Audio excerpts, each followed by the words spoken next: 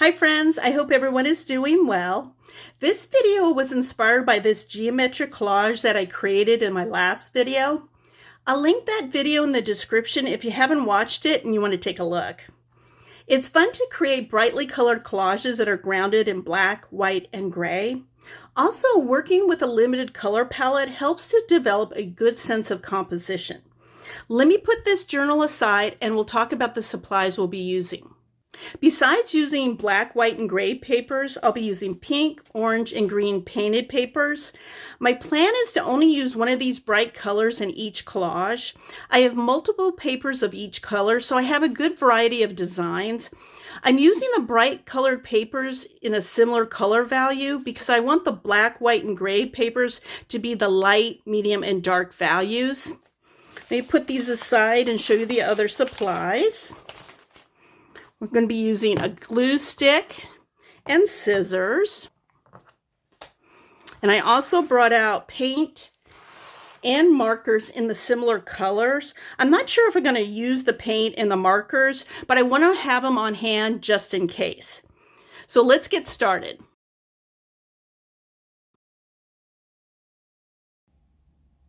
While watching me paint the gray to white ombre ground, let's talk about this collage's design. I have a rough idea that I wanted to have larger elements.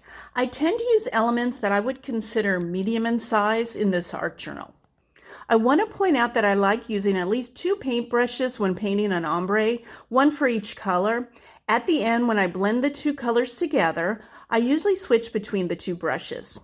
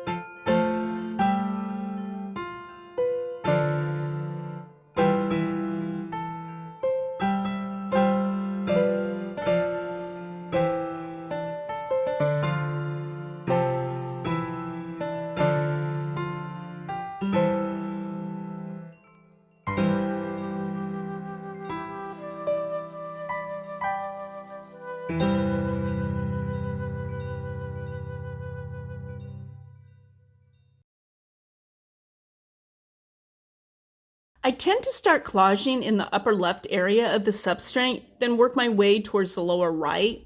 In this collage, I wanted to change it up, so I started at the lower right area. As I'm collaging, I'm thinking about the contrast of the collage, making sure there's a good balance of light, medium, and dark elements.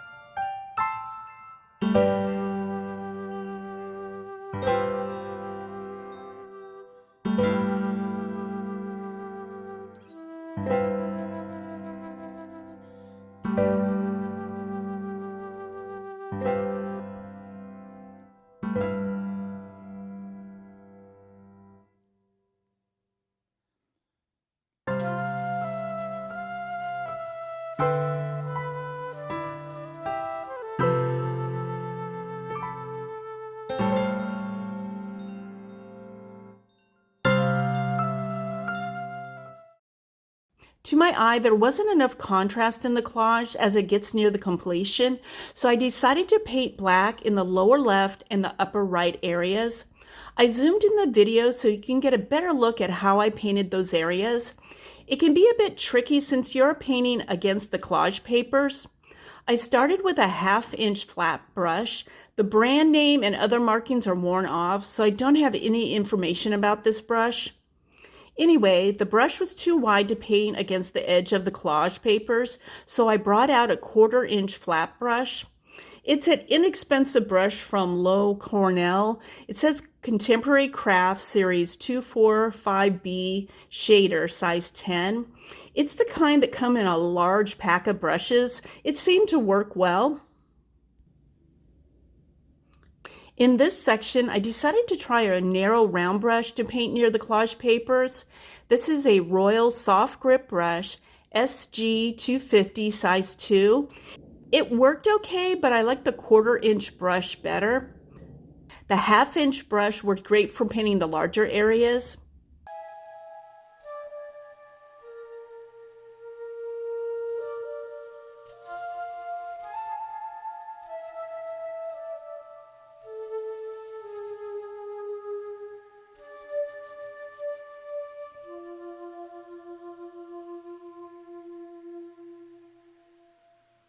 Once the black paint dried, I took another look to see if the collage was finished.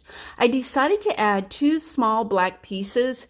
To my eye, there was enough contrast without those 2 pieces.